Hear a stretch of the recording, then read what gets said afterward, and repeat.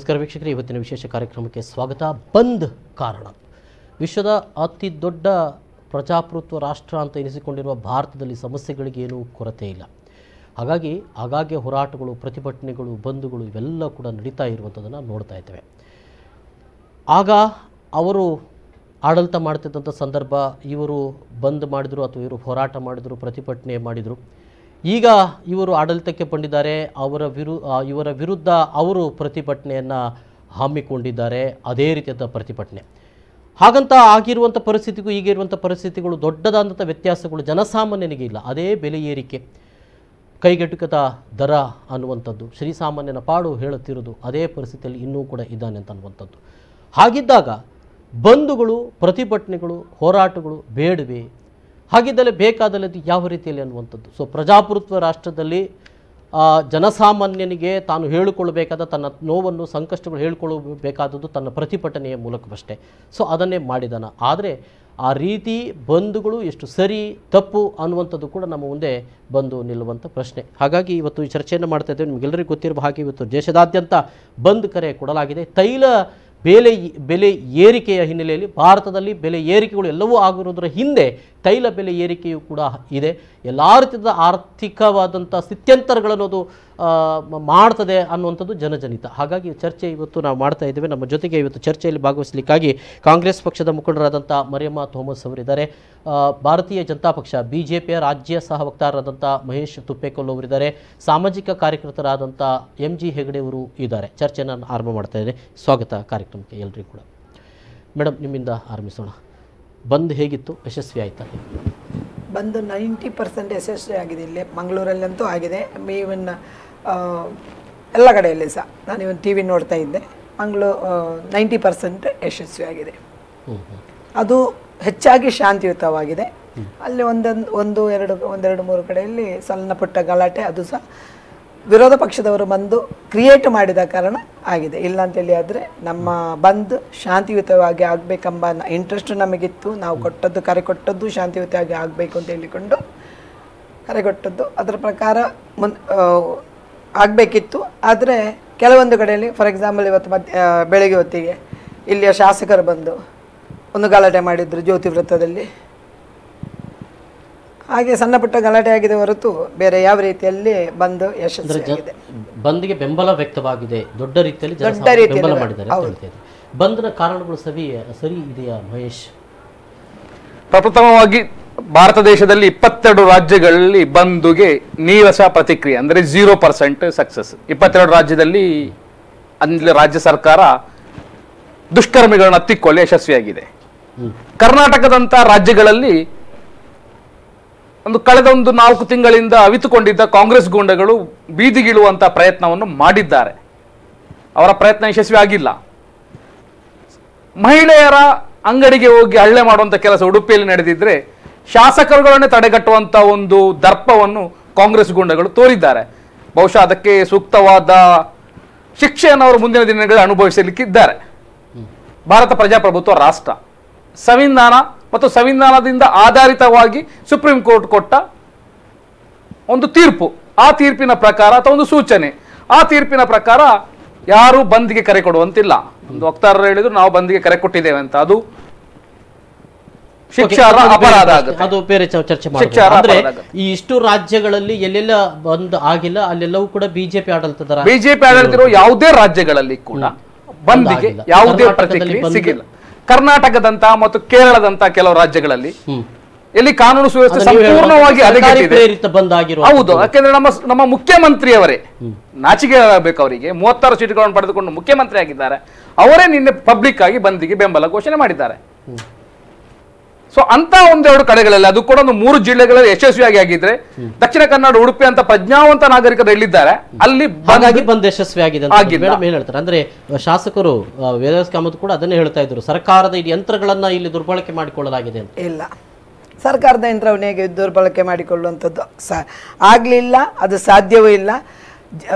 ಕಾಂಗ್ರೆಸ್ ಮತ್ತು ಇತರ ಸಂಘ ಸಂಸ್ಥೆಗಳು, ಇತರ ಪಕ್ಷಗಳು ಸೇರಿ ಈ ಬಂದನ್ನು, ಕಾಂಗ್ರೆಸ್ ಮಾತ್ರ ಅಲ್ಲ ನೆನ್ಪಿಟ್ಕೊಳ್ಳಿ, ಕಾಂಗ್ರೆಸ್ ಮತ್ತು ಇತರ ಪಕ್ಷಗಳು ಮತ್ತೆ ಇತರ ಸಂಘಟನೆಗಳು ಕೂಡ ಸೇರಿ ಬಂದ್ ಮಾಡಿಸಿದ್ದು. ಹಾಗೆ ಬಸ್ಸುಗಳು ಬಂದ್ ಮಾಡಿ KSRTC ಡ್ರೈವರ್ಸ್ ಅಸೋಸಿಯೇಷನ್ ಅವರು ಬಂದಿಗೆ ಸಪೋರ್ಟ್ ಕೊಟ್ಟರು. ಯಾಕೆಂತ ಹೇಳಿದ್ರೆ ಬಂದು ಇದು ಏನು ತೈಲ ಬೆಲೆ ಇವತ್ತು ಏರಿದೆ, 82 ರೂಪೀಸ್, 82 ಇವತ್ತು 83 ಇರಬೇಕು. 83ಯಲ್ಲಿ ನಿಂತಿರುವಾಗ ಪೆಟ್ರೋಲ್ ಹಾಕದೆ ಗಾಡಿಗಳು ಓಡಿಸ್ಲಿಕ್ಕಂತೂ ಸಾಧ್ಯ ಇಲ್ಲ. ಪೆಟ್ರೋಲ್ ಹಾಕಿ ಗಾಡಿ ಓಡಿಸಬೇಕು ಅಂತ ಹೇಳಿದ್ರೆ ಈ ಕೇಂದ್ರ ಸರ್ಕಾರಕ್ಕೆ ಏನೆಲ್ಲ ಜನರು ರಿಕ್ವೆಸ್ಟ್ ಮಾಡಿದ್ರು ಅವರಿಗೆ ಕೇಳುವುದೇ ಇಲ್ಲ. ಬಹುಶಃ ಇವರನ್ನು ಹೀಗೆ ಬಿಟ್ಟರೆ ಉಂಟಲ್ಲ, ಇದು 100 ರೂಪಾಯಿಗೆ ಏರ್ತಾ ಇತ್ತು, 100 ರೂಪಾಯಿಗೆ ಏರ್ತಾ ಇತ್ತು. ಆದ ಕಾರಣ ಇದು ಪ್ರಜಾಪ್ರಭುತ್ವದ ವ್ಯವಸ್ಥೆಯಲ್ಲಿ ಇದು ಅನಿವಾರ್ಯ. ಜನರಿಗೆ ಆಗಿಲ್ಲ ಎಲ್ಲಿಯೂ ಸರ್ಕಾರದ ಯಂತ್ರ ಚರ್ಚೆಯನ್ನು ಮುಂದುವರಿಸ್ತೇನೆ. ಒಂದು ಸಣ್ಣ ಬ್ರೇಕ್ ತಗೊಳ್ಬೇಕು. ವಿರಾಮದ ಬಳಿಕ ಮತ್ತೆ ಈ ಚರ್ಚೆ ಮುಂದುವರಿಯುತ್ತೆ.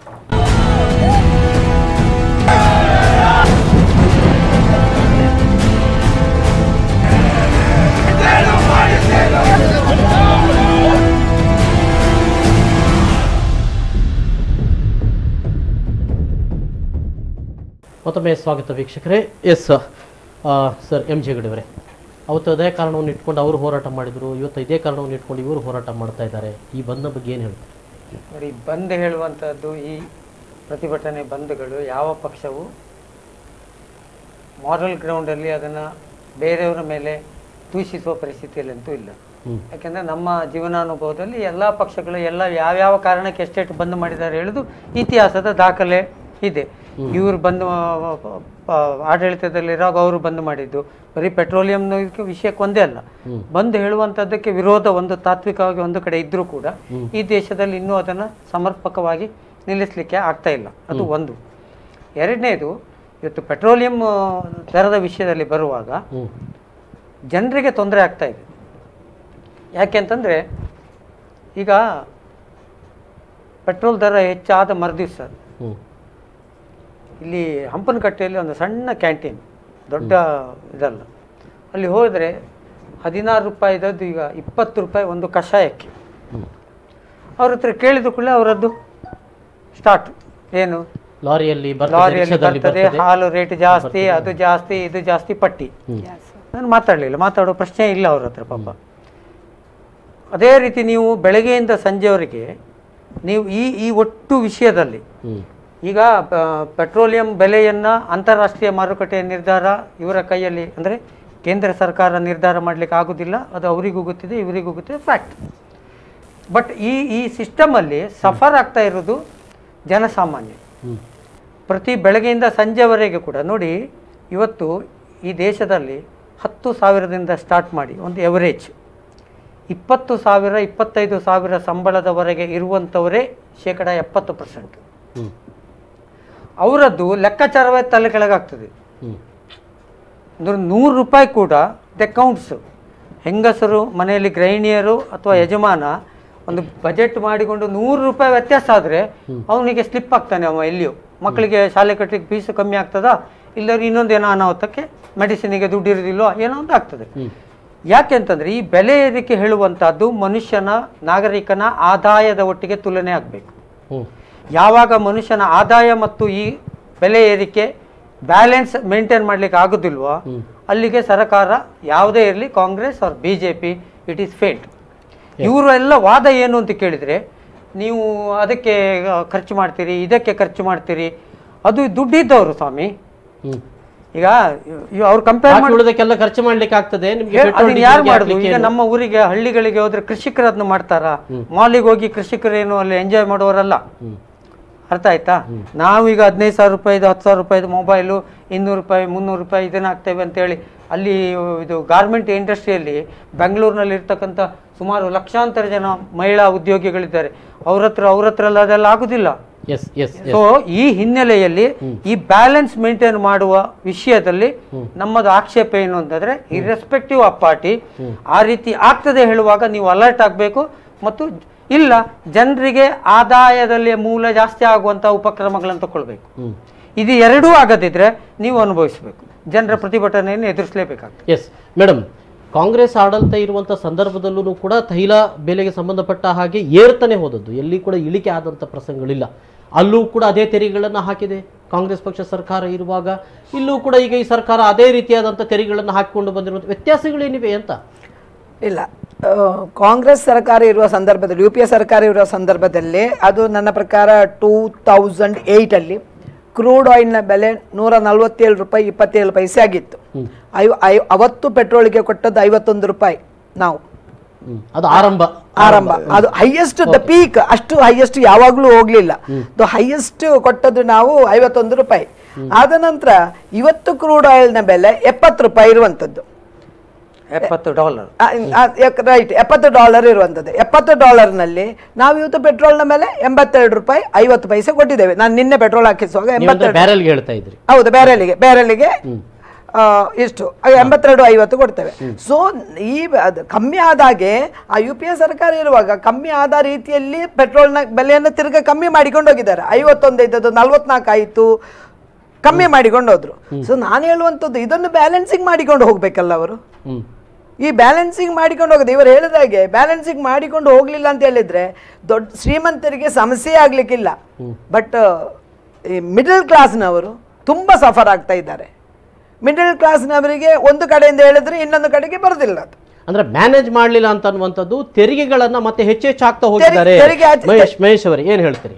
17 ನವೆಂಬರ್ 2013 1 ಲೀಟರ್ ಪೆಟ್ರೋಲ್ ಬೆಲೆ 83 ರೂಪಾಯಿ, ಇವತ್ತಕ್ಕಿಂತ 30 ಪೈಸೆ ಹೆಚ್ಚಿದ್ದದ್ದು 2013ರಲ್ಲಿ.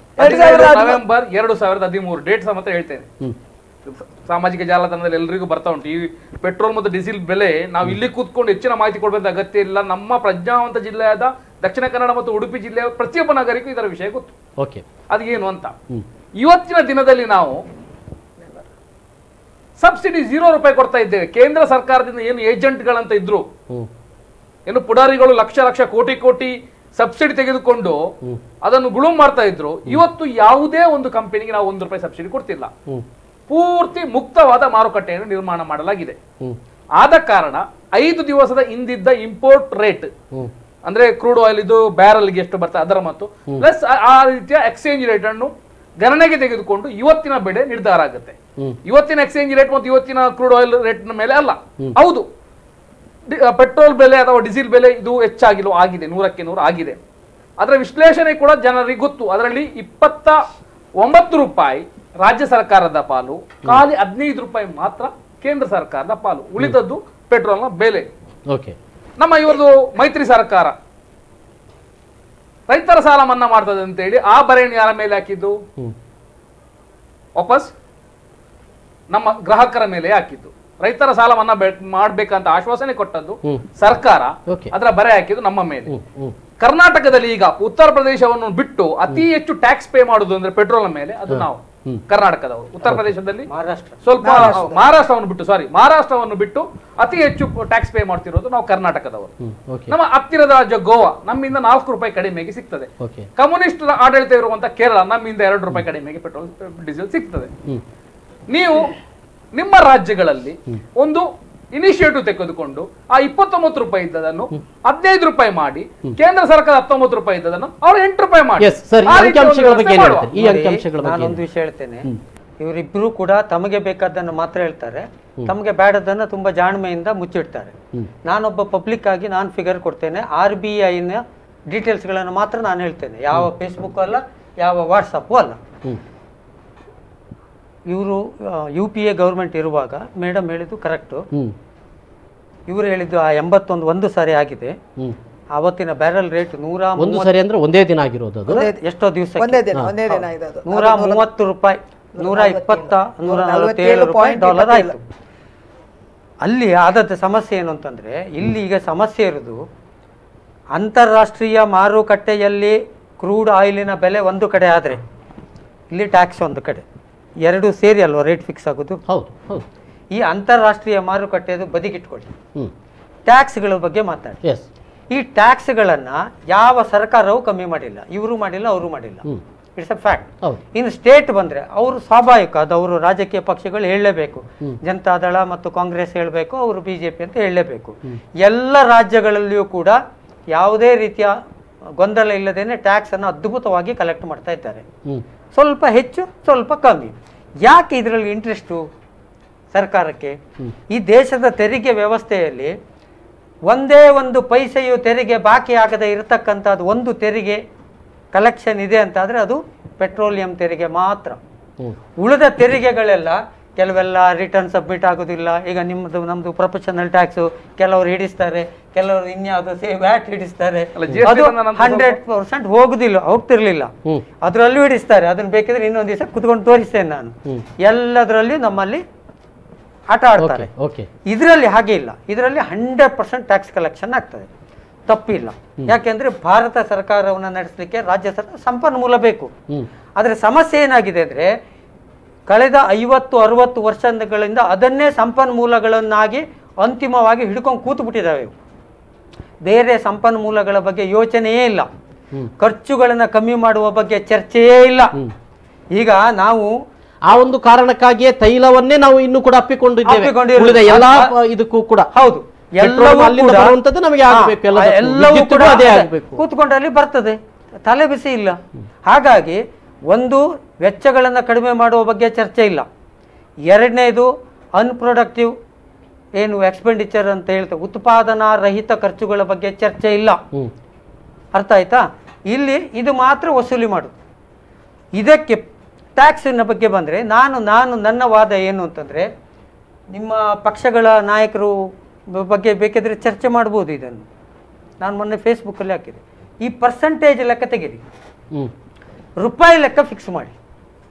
ಅಂದರೆ 1 ಲೀಟರಿಗೆ ಕೇಂದ್ರ ಸರ್ಕಾರದ ಎಷ್ಟು 15 ರೂಪಾಯಿ ಅಂತ ನಾನು ಸುಮ್ಮನೆ ಒಂದು ಉದಾಹರಣೆ ಕೊಡ್ತೇನೆ. 24 ರೂಪಾಯಿ 90 ಅಲ್ಲ, ನೀವು ರೂಪಾಯಿ ಫಿಕ್ಸ್ ಮಾಡಿ. ಇವತ್ತಿನಿಂದ ಪರ್ಸೆಂಟೇಜ್ ಲೆಕ್ಕ ಅಲ್ಲ, ಯಾಕೆ ಅಂತ ಹೇಳ್ತೇನೆ. ಕರ್ನಾಟಕ ಸರ್ಕಾರದಿಂದ 15 ರೂಪಾಯಿ 1 ಲೀಟರಿಗೆ ಟ್ಯಾಕ್ಸ್, ಪರ್ಸೆಂಟೇಜ್ ಅಲ್ಲ 15 ರೂಪಾಯಿ.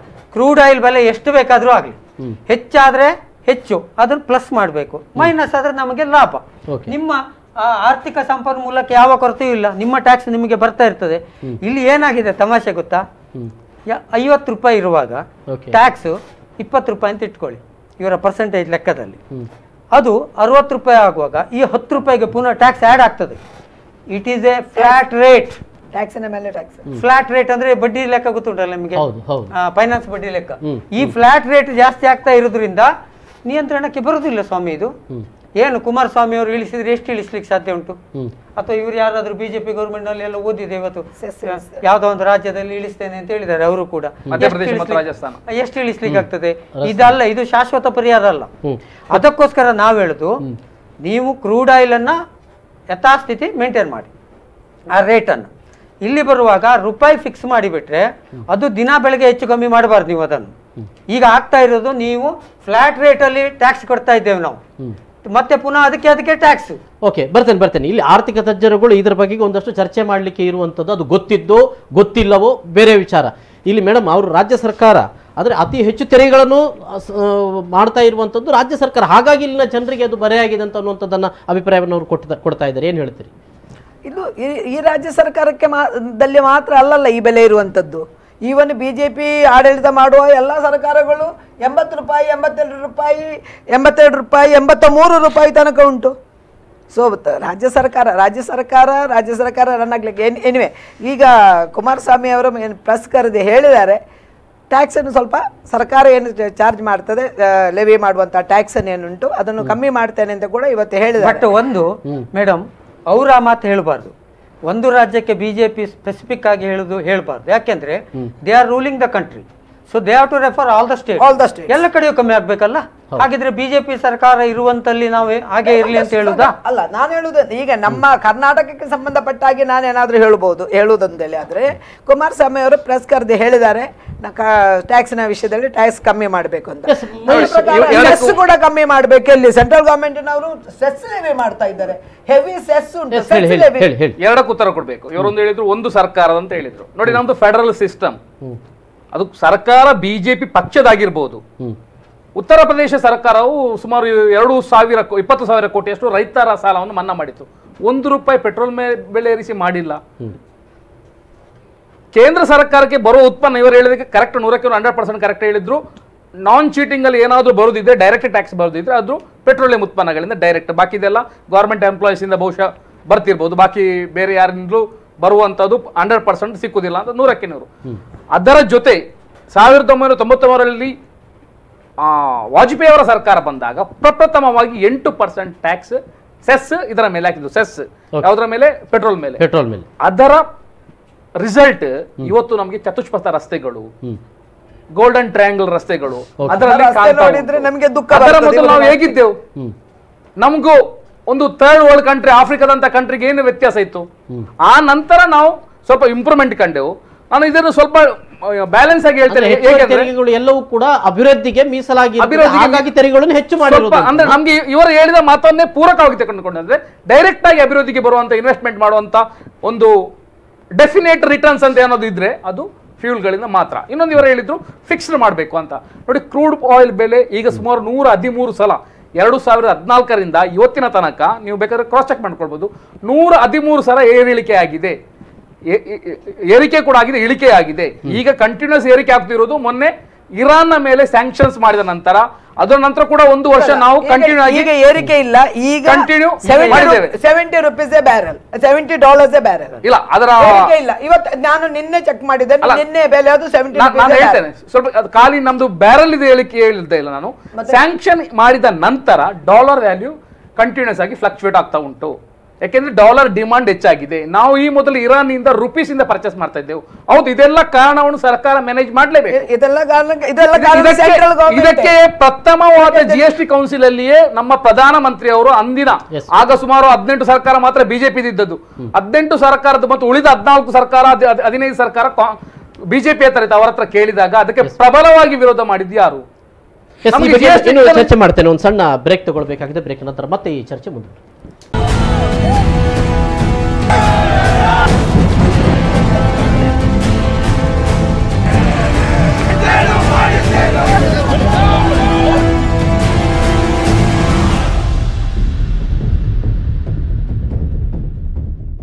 ಮತ್ತೊಮ್ಮೆ ಸ್ವಾಗತ ವೀಕ್ಷಕರೇ. ಸರ್, ಇಲ್ಲಿ ಅವರು ಹೇಳಿದಂಥ ಒಂದಷ್ಟು ಅಂಶಗಳು ಅಂದರೆ ನರೇಂದ್ರ ಮೋದಿ ಅವರ ಆಡಳಿತಕ್ಕೆ ಬಂದಂಥ ಸಂದರ್ಭದಲ್ಲಿ ಪೆಟ್ರೋಲ್ ದರ ಇಳಿಕೆ ಆಯಿತು, ತುಂಬ ಇಳಿಕೆ. ಬ್ಯಾರಲ್ $40 ಒಂದು ಸಾರಿ ಬ್ಯಾರಲ್ $40 ಸಾರಿ $40.67 ಕೂಡ ಹೋಗಿ. ಅಲ್ಲ, ನಮಗೆ ಜನರಿಗೂ ಕೂಡ ಬಹಳ ಇಳಿಕೆ ಆಯಿತು. ಅಂದರೆ ಏನಂತಂದರೆ ಈಗ ಆ ರೇಟನ್ನು ಇವರು ಹೆಚ್ಚು ಕಮ್ಮಿ ಮಾಡ್ಲಿಕ್ಕೆ ಆಗೋದಿಲ್ಲ. ಎಗ್ರಿ, ಯಾರು ಬಂದರೂ ಆಗೋದಿಲ್ಲ. ಯಾಕಂದರೆ ಕೇಂದ್ರ ಸರ್ಕಾರ ಅದನ್ನು ತೈಲ ಕಂಪನಿಗಳ ಅವಶ್ಯಕ ಬಿಟ್ಟಾಗಿದೆ. ಇಲ್ಲಿ ಸೆಸ್ ಮತ್ತು ತೆರಿಗೆ ಈಗ ಖಾಲಿ ಇದು ಒಂದೇ ಅಲ್ಲ. ನಾವು ರೋಡ್ ಟ್ಯಾಕ್ಸ್ ಕಟ್ತೇವೆ, ಟೋಲ್ ಒಂದು ಊರಿಂದ ಒಂದು ಊರಿಗೆ ಹೋಗುವಾಗ ಎಷ್ಟು ಕಟ್ತೇವೆ ಟೋಲು, ಇದೆಲ್ಲವೂ ರೋಡಿಗೆ. ಈಗ ಇವರೇನು ರೋಡ್ ಡೆವಲಪ್ಮೆಂಟ್ ಅಂತ ಹೇಳಿದರು, ಆಮೇಲೆ ಗಾಡಿಗೆ ಪುನಃ ಟ್ಯಾಕ್ಸ್ ಕಟ್ತೇವೆ. ಸೊ ಇಂಡಿಯಾದಲ್ಲಿ ಏನಾಗಿದೆ ಅಂದರೆ ಟ್ಯಾಕ್ಸ್ ಹಾಕುವ ವಿಷಯದಲ್ಲಿ ಒಂದು ನೀತಿ ಸಂಹಿತೆಯೇ ಇಲ್ಲ. ಡೆವಲಪ್ಮೆಂಟ್ ಅಂತ ಹೇಳ್ತಾರೆ. ಈ ಡೆವಲಪ್ಮೆಂಟ್ ವಿಷಯದಲ್ಲೂ ನಂದು ಅಬ್ಜೆಕ್ಷನ್ ಇದೆ. ನೋಡಿ, ಇಡೀ ದೇಶದ ಜನ ಇವತ್ತು ಸಫರ್ ಆಗಬೇಕು. ಡೆವಲಪ್ಮೆಂಟ್ ಆಗೋದು ಇವರು ಪರ್ಟಿಕ್ಯುಲರ್ ಒಂದು ಸರ್ಕಾರ ಅಂತ ಹೇಳುವುದಲ್ಲ ನಾನು. ಕೇವಲ ನಗರೀಕೃತ ಏನು ಡೆವಲಪ್ಮೆಂಟಿಗೆ ಮಾತ್ರ ಇವತ್ತು ನಮ್ಮ ಹೆಚ್ಚಿನ ಹಣ ಹೋಗ್ತಾ ಉಂಟು. ಈ ದೇಶದಲ್ಲಿ ಎಲ್ಲರೂ ಮಾತಾಡ್ತೇವೆ ನಾವು ಕೃಷಿಕರ ಭಾರತ ಅಂತ. ಅವರ ಡೆವಲಪ್ಮೆಂಟಿಗೆ, ಗ್ರಾಮೀಣ ಅಭಿವೃದ್ಧಿಗೆ ಹೋಗುವ ಪ್ರಮಾಣ ತುಂಬ ಕಡಿಮೆ. ಇವತ್ತು ಈ ದೇಶದಲ್ಲಿ ಪ್ರತಿಯೊಂದು, ಈಗ ಇವರಿಗೆ ಬೇಜಾರಾಗಬಾರ್ದು, ಇವರು ನೇರವಾಗಿ ಹೇಳ್ತೇನೆ, ಇವರ ಚುನಾವಣೆಯ ಇಸ್ಯುವೇ ಅದಾಗಿತ್ತು. I am quite surprised. ಇವರ ಚುನಾವಣೆಯ ಇಸ್ಯುವೇ ಬೆಲೆ ಏರಿಕೆ, ಪೆಟ್ರೋಲು, ಗ್ಯಾಸ್ ಮತ್ತು ಇದು ಈ ಸಂಬಂಧಪಟ್ಟದ್ದೇ ಇಸ್ಯೂ ಆಗಿತ್ತು. ಈ ಇಸ್ಯೂವನ್ನು ಇಟ್ಟುಕೊಂಡು ಆಡಳಿತಕ್ಕೆ ಬಂದ ಮೇಲೆ ಕಾಂಗ್ರೆಸ್ಗಿಂತ they have to do the better performance. ನಮ್ಮ ನಿರೀಕ್ಷೆ ಇತ್ತು, ನಮ್ಮ ಜನರ ನಿರೀಕ್ಷೆ ಏನು? ಇವರು ತಪ್ಪು ಮಾಡಿದ್ದಾರೆ, ಬೆಲೆ ಏರಿಕೆ ನಿಯಂತ್ರಣ ಮಾಡಲಿಲ್ಲ, ಇವರು ಮಾಡ್ತೇನೆ ಹೇಳಿದ್ದಾರೆ. ಆ ನಿರೀಕ್ಷೆ ನಮ್ಮಲ್ಲಿತ್ತು. ಆ ನಿರೀಕ್ಷೆ ತಪ್ಪೇನಿಲ್ಲ ಅಲ್ವಾ? ಆಮೇಲೆ ಅದು ನಿರೀಕ್ಷೆ ಸರಿ ಇಲ್ಲ ಅಂತಾದರೆ ನಾವು ಪ್ರಶ್ನೆ ಮಾಡೋದು ಕೂಡ, ಅದಕ್ಕೆ ಅವರು ಉತ್ತರ ಕೊಡಬೇಕಾದಂಥ ಉತ್ತರದಾಯಿತ್ವ ಕೂಡ ಅವರಿಗಿರ್ತದೆ. ಇಲ್ಲಿ ಏನಾಗಿದೆ ಅಂದರೆ ಒಬ್ಬರ ಮೇಲೆ ಒಬ್ಬರು ಗೂಬೆ ಕೂರಿಸಿಕೊಂಡೇ ದಿನ ದುಡುವ ಪರಂಪರೆಗೆ ಎಲ್ಲರೂ ಬಂದು ಮುಟ್ಟಿದ್ದಾರೆ. ಇವತ್ತು ಸೆಂಟ್ರಲ್ ಗೌರ್ಮೆಂಟ್ನವ್ರ ಹತ್ರ ನಾನು ಹೇಳ್ತೇನೆ ಕೇಳಿ, ಸನ್ಮಾನ್ಯ ಮೋದಿಯವರ ಬಂದ ಮೇಲೆ 7.5 ಲಕ್ಷ ಕೋಟಿ ರೂಪಾಯಿ ಎಕ್ಸಸ್ ಇನ್ಕಮ್ ಆಗಿದೆ. ಎಷ್ಟು? 7.5 ಲಕ್ಷ ಕೋಟಿ.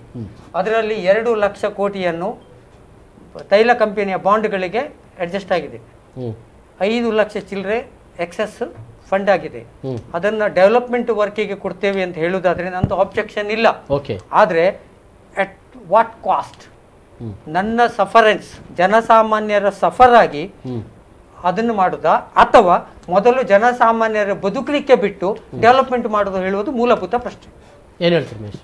ಅವರೊಂದು ಫ್ಯೂಲ್ ಬಾಂಡ್, ಪೆಟ್ರೋಲ್ ಬಾಂಡ್ ಇದ್ದು ಒಂದು ವಿಷಯ ಪ್ರಸ್ತಾಪಿಸಿದ್ರು, ಉತ್ತಮ ವಿಷಯ. 70,000ಕ್ಕೆ ಪರ್ಚೇಸ್ ಮಾಡಿದ ಬಾಂಡ್ ನಾವು UPA ಸರ್ಕಾರ ಇದ್ದಾಗ 70,000 ಕೋಟಿಗೆ ಪರ್ಚೇಸ್ ಮಾಡಿದ ಬಾಂಡಿಗೆ ಪೇಮೆಂಟ್ ಮಾಡುವಾಗ 2 ಲಕ್ಷ ಕೋಟಿ ರೂಪಾಯಿ ನಾವು ಪೇಮೆಂಟ್ ಮಾಡಬೇಕಾಯಿತು. ಅಂದ್ರೆ ಖಾಲಿ 70,000ಕ್ಕೆ ಸುಮಾರು 300% ನಾವು ಹೆಚ್ಚುವರಿಯಾಗಿ ಬಡ್ಡಿ ಕಟ್ಟಬೇಕಿತ್ತು. ಖಾಲಿ ಒಂದು ಫ್ಯೂಲ್ ಇದ್ದು ಸಂಗತಿ ಈ ರೀತಿಯಾಗಿದ್ರೆ ಬಾಕಿ ಇಷ್ಟೆಲ್ಲ ಮಾಡಿದ ಬ್ರಹ್ಮಾಂಡ ಭ್ರಷ್ಟಾಚಾರದ ಇಂದಿನ ಇಷ್ಟು ಲೋನ್ ತೆಗೆದು $2 ಬಿಲಿಯನ್ ಲೋನ್ ತೆಗೆದು ವರ್ಲ್ಡ್ ಬ್ಯಾಂಕ್ ಇಂದ ಅದರ ಬಡ್ಡಿ ನಾವು ಎಷ್ಟು ಕಟ್ತಾ ಇರಬೇಕು? ಹೌದು, ಇವರು ಹೇಳಿದ್ರು ರೋಡಿಗೆ ನೀವು ಟ್ಯಾಕ್ಸ್ ಕಲೆಕ್ಟ್ ಮಾಡ್ತೀರಾ, ವೆಹಿಕಲ್ಗೂ ಟ್ಯಾಕ್ಸ್ ಕಲೆಕ್ಟ್ ಮಾಡ್ತೀರಾ, ವಾಪಸ್ ಟೋಲ್ ಅಲ್ಲಿ ನೀವು ರೋಡ್ ಕಲೆಕ್ಟ್ ಮಾಡ್ತೀರಿ. ಹೌದು, ಅದರ ಜೊತೆ ನಾವು ಒಂದು ಪ್ಯಾರಲ್ ಆಗಿ ಇವತ್ತು ನಾನು ಒಪ್ತೇನೆ, ನಮ್ದು ತೈಲವು ಸುಮಾರು 30-40% ಜನರಿಗೆ ಡೈರೆಕ್ಟ್ ಆಗಿ ಮತ್ತು ಉಳಿದ ಜನರಿಗೆ ಇಂಡೈರೆಕ್ಟ್ ಆಗಿ ಎಫೆಕ್ಟ್ ಆಗ್ತಾ ಉಂಟು. ಅದಿಲ್ಲ ಅಂತ ಹೇಳುದಿಲ್ಲ. ಈಗ ನೀವು 1 ಲೀಟರ್ ಪೆಟ್ರೋಲ್ ಜನಕ್ಕೆ ಆಗುದಾದ್ರೆ ಹಿಂದೆ 70 ರೂಪಾಯಿ ಕೊಡ್ತಿದ್ದವ್ರು ಇವರು 10 ರೂಪಾಯಿ ಹೆಚ್ಚು ಕೊಡ್ತೀರಿ. ಅಂದ್ರೆ ತಿಂಗಳಿಗೆ ಒಂದು 300 ರೂಪಾಯಿ ನೀವು ಹೆಚ್ಚು ಕೊಡ್ತೀರಿ. ಅದೇ ನಾವು ನಮ್ಮ ಮೊಬೈಲ್ ಬಿಲ್ಗಳು, ನಾವು ತಿಂಗಳ 500-600 ರೂಪಾಯಿ ಕಟ್ತಿದ್ದಂತ ಮೊಬೈಲ್ ಬಿಲ್ಗಳು ಇವತ್ತು 100 ರೂಪಾಯಿಗೆ ಬಂದು ಮುಟ್ಟಿದೆ. ಅಥವಾ ನಮ್ಮ ದೇಶದ ಸರ್ವತೋಮುಖ ಅಭಿವೃದ್ಧಿ, ಇವರು ಹೇಳಿದ್ರು ನಗರಕ್ಕೆ ಸೀಮಿತವಾಗಿದೆ. ಇಲ್ಲ ಅಲ್ಲ, ಇದು ಅದೇ ಮಾತಿಗೆ ಬಂತು. ಅಂದ್ರೆ ಉಳಿದ ಮುಂದಿನ ಇದನ್ನ ಹೇಳ್ತಾ ಇದ್ದೇನೆ, ನಗರಕ್ಕೆ ಸೀಮಿತವಾಗಿದೆ. ಇಲ್ಲ, ಇವತ್ತು ನಮ್ಮ ಒಂದು ಕುಗ್ರಾಮದ ಒಂದು ಮಹಿಳೆಯ ಅಡುಗೆ ಮನೆಯಲ್ಲಿ ಕೂಡ ಗ್ಯಾಸ್ ಅನ್ನು ಕೊಡುವಂತ ವ್ಯವಸ್ಥೆಯನ್ನು ಮಾಡಿದ್ರು. ಅದೇ ರೀತಿ ಎಲೆಕ್ಟ್ರಿಸಿಟಿ, ದೇಶದ ಸುಮಾರು 40,000 ಗ್ರಾಮಗಳಿಗೆ ಎಲೆಕ್ಟ್ರಿಸಿಟಿ ಅಂದ್ರೆ ಏನಂತ ಗೊತ್ತಿರಲಿಲ್ಲ. ಸ್ವಾತಂತ್ರ್ಯದ 70 ವರ್ಷದ ನಂತರ ಈವನ್ ಆಫ್ರಿಕಾ ಖಂಡದಲ್ಲಿ ಕೂಡ ಅಂತ ವ್ಯವಸ್ಥೆ ಇರಲಿಲ್ಲ. ಅಂದ್ರೆ ಇದೆಲ್ಲವೂ ಕೂಡ ಈ ಬೆಲೆ ಏರಿಕೆ ಮಾಡುವುದರಿಂದಾಗಿನೇ ಅದೆಲ್ಲ ಅಭಿವೃದ್ಧಿ ಮಾಡಲಿಕ್ಕೆ ಸಾಧ್ಯ ಆಗಿರೋದು. ಅಲ್ಲಿ ಬೆಲೆ ಏರಿಕೆ ಮಾಡಿಲ್ಲ, ಅಲ್ಲಿದ್ದದ್ದು ಏನು ನಾವು ರಿಬೇಟ್ ಏನಿತ್ತು ಅದರಲ್ಲಿ ನಾವು ಅವರಿಗೆ ಡಿಸ್ಕೌಂಟ್ ಕೊಡ್ತಾ ಇದ್ದೇವೆ ತೈಲ ಕಂಪನಿಯವರಿಗೆ, ಅದನ್ನು ನಿಲ್ಲಿಸಿದ್ದು ಮಾತ್ರ ಹೊರತು ಇದು ಫ್ರೀ ಮಾರ್ಕೆಟ್ ಆಗಿ ಅದು ಯಾವ ರೀತಿ ಇಂಟರ್ನ್ಯಾಷನಲ್ ಫ್ಲಕ್ಚುಯೇಷನ್ ಆಗ್ತದೆ ಅದೇ ರೀತಿ ಆಗುತ್ತೆ. ಅದರ ಮೇಲೆ ಹಾಕಿದ ಟ್ಯಾಕ್ಸ್ಗಳನ್ನು ಅದನ್ನು ಚೇಂಜ್ ಮಾಡಬಹುದಿತ್ತು ಅಥವಾ ಅದನ್ನು GSTಗೆ ಅಳವಡಿಸಬಹುದಿತ್ತು. ಮುಂದಿನ ತಿಂಗಳಲ್ಲಿ ಆಗುವಂತ ನೋಡಿ, ನಿನ್ನೆ ನಮ್ದು 3 ದಿವಸ ನಡೆದಂತ ರಾಷ್ಟ್ರೀಯ ಕಾರ್ಯಕ್ರಮಗಳಲ್ಲಿ ಇದು ಪ್ರಬಲವಾಗಿ ಚರ್ಚೆ ಆಗಿದೆ. ಈ ವಿಷಯ ಪ್ರಬಲವಾಗಿ ಚರ್ಚೆ ಆಗಿದೆ. ಮೇಡಮ್, ಈಗ ಅವ್ರು ಹೇಳ್ತಾ ಇರುವಂತದ್ದು ಕಾಂಗ್ರೆಸ್ ಮಾಡಿದ ತಪ್ಪುಗಳಿಗೆ ಈಗ ಬಿಜೆಪಿ ಸರ್ಕಾರ ಭರಿಸುವಂತ ಪ್ರಯತ್ನಗಳನ್ನು ಮಾಡ್ತಾ ಇದೆ. ಫಿಗರ್ ಎಕ್ಸ್ಪ್ಲನೇಷನ್ ಕೊಟ್ಬಿಡ್ತೇನೆ. ಈ ತೈಲ ಸಂಬಂಧಪಟ್ಟಂತ ಏನು ಇನ್ಕಮ್ ಎಕ್ಸೆಸ್ ಆಗಿದ್ರಲ್ಲಿ UPA ಸರ್ಕಾರ ಮತ್ತು BJP ಸರ್ಕಾರ ಬಂದ ಮೇಲೆ ವಿದೇಶಿ ಸಾಲದಲ್ಲಿ ಕಮ್ಮಿ ಆಗಿಲ್ಲ. ಆ್ಯಸ್ ಆನ್ ಟುಡೇ 480 ಪಾಯಿಂಟ್ ಚಿಲ್ಲರೆ US ಬಿಲಿಯನ್ ಡಾಲರ್ ಲೋನು ಹಾಗೇ ಇದೆ. ನಮ್ಮ ಜಾಗತಿಕ ಸಾಲ ಏನಿದೆ ಅದು ಕಮ್ಮಿಯೂ ಆಗಲಿಲ್ಲ, ವ್ಯತ್ಯಾಸವೂ ಆಗಿಲ್ಲ. ಅದು ಇದಕ್ಕೆ ಕ್ಲಬ್ ಮಾಡೋದಿಲ್ಲ, ಇದಕ್ಕೆ ಕ್ಲಬ್ ಮಾಡೋ ವಿಷಯವೇ ಅಲ್ಲ. ಎರಡನೇದು, ಆರ್ಥಿಕ ವ್ಯವಸ್ಥೆ. ಇವತ್ತು ಈ ದೇಶದ ಆರ್ಥಿಕ ವ್ಯವಸ್ಥೆಯಲ್ಲಿ ನಾನು ಮತ್ತೆ ಹೇಳ್ತೇನೆ, ನಾವು ಕಾಮನ್ ಮ್ಯಾನ್ ಆರ್ಥಿಕ ವ್ಯವಸ್ಥೆಯನ್ನು ವಿಶ್ಲೇಷಣೆ ಮಾಡೋದು ಹೇಗೆ? ನೀವು ಏನೋ ವಿಶ್ಲೇಷಣೆ ಮಾಡ್ಬೋದು ನಿಮ್ಮ ಮೂಗಿನ ನೇರಕ್ಕೆ, ರಾಜಕೀಯ ಪಕ್ಷಗಳ ಅನುಕೂಲಕ್ಕೆ. ನಾವು ಮಾಡೋದು ಹೇಗೆ ಅಂದ್ರೆ ನಮ್ಮ ಬದುಕು ಮತ್ತು ನಮ್ಮ ಆದಾಯ. Very simple. ನಮ್ಮ ಬದುಕು ಮತ್ತು ಆದಾಯ ತಪ್ಪಿಸಬೇಡಿ ಅಂತ. ಅದನ್ನ ನೀವು ರೋಡ್ ಮಾಡ್ತೇನೆ ಹೇಳಿದ್ರೆ ಫಸ್ಟ್ ವಿಲ್ ಆಬ್ಜೆಕ್ಟ್ ಇಟ್. ಇನ್ನೊಂದು ಅವ್ರು ಹೇಳಿದ್ರು ಈ ಮೊಬೈಲು ಇದೆಲ್ಲ, ಇವತ್ತು ಮೊಬೈಲ್ ಎಲ್ಲ ಇದೆಲ್ಲ, ಮೊಬೈಲು ಕರೆನ್ಸಿ ಎಲ್ಲ, ಅದು it is becoming A necessity. ಯಾಕಂದ್ರೆ ನೀವು ಲ್ಯಾಂಡ್ಲೈನ್ ಕಿತ್ತು ಬಿಸಾಡಿ ಹೋಗಿದೆ, ಈಗ ಲ್ಯಾಂಡ್ಲೈನ್ ಇಲ್ಲ. ಇಟ್ ಈಸ್ ಬದುಕಿನ ಒಂದು ಭಾಗ ಆಗಿ ಹೋಗಿದೆ. ಆಧುನಿಕ ನಾವು ನೆಚ್ಚಿಕೊಂಡು ಹೋಗಬೇಕಾದಂತ ಅನಿವಾರ್ಯತೆಗಳು. ಈಗ ಇವರು ಹೇಳಿದಕ್ಕೆ ನಾನು ಹೇಳ್ತೇನೆ, ಆಧಾರ್ ಕಾರ್ಡ್ ನೋಂದಣಿ ಮಾಡ್ಲಿಕ್ಕೂ ಮೊಬೈಲ್ ಬೇಕು. ಮೊಬೈಲ್ ಇಲ್ಲದವರಿಗೆ ನೆಸೆಸಿಟಿ ಆಗಿದೆ. ಅದನ್ನ ಇವರು ಎಕ್ಸಾಂಪಲ್ ಕೊಡೋದು ಬಂದ್ ಮಾಡ್ಬೇಕು. ಅಲ್ಲ, ಬಂದ್ ಮಾಡು ಅಂತ ಹೇಳಿದ್ರೆ ನಾನು ಏನ್ ಹೇಳ್ತಾ ಇದ್ದೆ ಅಂದ್ರೆ, ನಾವು ಆ ದಿವಸ ಎಷ್ಟು ಸ್ಪೆಂಡ್ ಮಾಡ್ತಾ ಇದ್ದೆವು. ನಾನು ನೀವು ಮಧ್ಯದಲ್ಲಿ ನಿಲ್ಲಿಸಿದ್ರಿ. ಮೊಬೈಲ್ ಇರ್ಲಿಲ್ಲ, ನಾವು 1,600 ರೂಪಾಯಿ ಕೊಡ್ಬೇಕಿತ್ತು.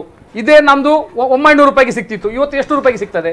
800 ರೂಪಾಯಿ ಗ್ಯಾಸ್ ಬೆಲೆ ಆದ್ರೂ ನಮಗೆ 200 ರೂಪಾಯಿ ಸಬ್ಸಿಡಿ ಸಿಕ್ಕಿ 600 ರೂಪಾಯಿಗೆ ಗ್ಯಾಸ್ ಸಿಗ್ತಾ. 2000 ಟೋಟಲ್ ನಾವು ಎವರೇಜ್ ತಗೊಳ್ಳುವಾಗ ಸ್ವಲ್ಪ ಡೌಟ್ ಇದೆ ನನಗೆ.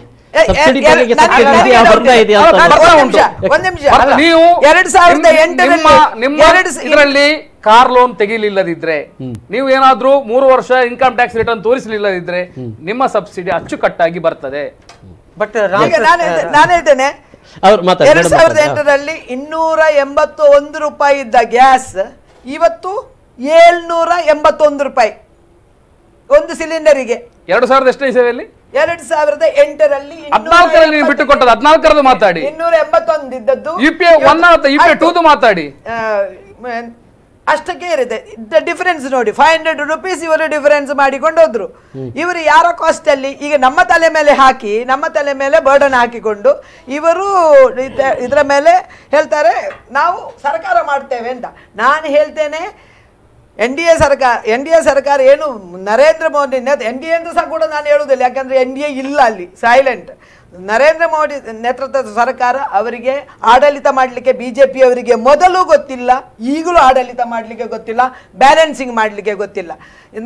ನಾನು ಹೇಳ್ತೇನೆ ಕ್ರೂಡ್ ಆಯಿಲ್ 147 ಇರುವ ಸಂದರ್ಭದಲ್ಲಿ ಅವತ್ತು ನಮಗೆ 280ಕ್ಕೆ ಸಿಲಿಂಡರ್ ಸಿಗ್ತಾ ಇತ್ತು, ಯಾವ ಸಬ್ಸಿಡಿ ಇರಲಿಲ್ಲ. ಮತ್ತೆ ಸಬ್ಸಿಡಿ ಅಂದರೆ ಕಂಪ್ಲೀಟ್ಲಿ ಸಬ್ಸಿಡೈಸ್ 281 ರೂಪಾಯಿ ಸಿಗ್ತಾ ಇತ್ತು. ಪೆಟ್ರೋಲ್ ನಮಗೆ 51 ರೂಪಾಯಿಗೆ ಸಿಗ್ತಾ ಇತ್ತು. ಆಗ ಅವರು ಅದನ್ನು ಬ್ಯಾಲೆನ್ಸ್ ಮಾಡಿಕೊಂಡು ಹೋಗಿದ್ದಾರೆ. ನಾನು ಹೇಳುವಂಥದ್ದು, ನನಗೆ ಗೊತ್ತಿಲ್ಲ ನಿಮ್ಮ ಟ್ಯಾಕ್ಸ್ ಅದಿದು, ನಾನು ಹೇಳುವಂಥದ್ದು ನಮ್ಮ ಜನರು ಸಮಾಧಾನದಲ್ಲಿ ಬದುಕಬೇಕು. ಅವರಿಗೆ ದಿನನಿತ್ಯ ಕರೆಕ್ಟ್ ಆಗಿ ಊಟ ಮಾಡಿಕೊಂಡು ಅವರ ಒಂದು ಫ್ಯಾಮಿಲಿ ಸಾಕುವಂತ ಒಂದು ವ್ಯವಸ್ಥೆ ಸರ್ಕಾರ ಮಾಡಿ, ನೀವು ದೊಡ್ಡ ಸಾಧನೆ ಮಾಡಿಕೊಂಡು ದೊಡ್ಡ ರಸ್ತೆಗಳನ್ನು ಮಾಡಿಕೊಂಡು, ಇಲ್ಲದ್ರೆ ನೀವು ವಿಮಾನದಲ್ಲಿ 24 ಗಂಟೆ ತಿರುಗಿಕೊಂಡು ಜನರ ಮೇಲೆ ಟ್ಯಾಕ್ಸ್ ಹಾಕುವುದನ್ನು ನಾವು ವಿರೋಧಿಸ್ತೇವೆ, ಗ್ಯಾರಂಟಿ. ಇದು ಪ್ರೈಮ್ ಮಿನಿಸ್ಟರ್ ನರೇಂದ್ರ ಮೋದಿ ಅವರು ಪ್ರೈಮ್ ಮಿನಿಸ್ಟರ್ ಆದ ನಂತರ ಅವರು ವಿಮಾನದಿಂದ ಇಳಿಲೇ ಇಲ್ಲ. ಅಲ್ಲ ಮೇಡಮ್, ಈಗ ಇಲ್ಲಿ ಅದು ಯಾರ ಹಣ? ನಮ್ಮ ಟ್ಯಾಕ್ಸ್ ಪೇಯರ್ಸ್ ಹಣದಲ್ಲಿ ಇವರು ಅದನ್ನು ಮಿಸ್ಯೂಸ್ ಮಾಡ್ತಾರೆ. ಬೆಲೆ ಏರಿಕೆ ಅನ್ನುವಂತ ಒಂದು ಕಲ್ಚರ್ ಏನಿದೆ ಭಾರತದಲ್ಲಿ ಅವತ್ತಿನಿಂದ ಇವತ್ತಿನವರೆಗೂ ಮುಂದುವರೆದುಕೊಂಡೇ ಬಂದಿದೆ. ಎಲ್ಲಿ ಕೂಡ ಇಳುವಂತದ್ದಿಲ್ಲ. ಇನ್ನೊಂದೇನು ಅಂತ ಹೇಳಿದ್ರೆ, ಇನ್ನೊಂದು ನಾಚಿಕೆ ಏನು ಅಂತ ಹೇಳಿದ್ರೆ, ಇವರಿಗೆ ಇವತ್ತು ಡಾಲರ್ ಪ್ರಶ್ನೆ ಬರುವಂತದ್ದು ಕಾಂಗ್ರೆಸ್ಸಿಗೂ ಆ ನೈತಿಕತೆ ಇದೆ ಅನ್ನುವಂತ ಪ್ರಶ್ನೆ ಬರ್ತದೆ.